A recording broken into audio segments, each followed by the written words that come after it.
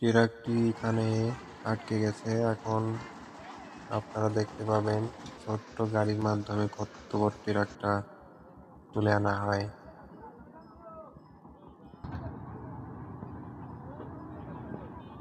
গাড়ি এখন স্টার্ট করছে, গাড়ি রানিং আছে।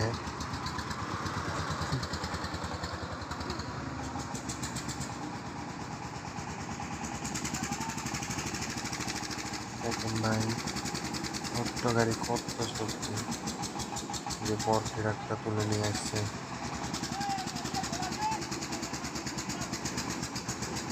সবাই গাড়ির উপরে লোড দিচ্ছে যাতে সহজে গাড়িটা বের হয়ে আসতে পারে।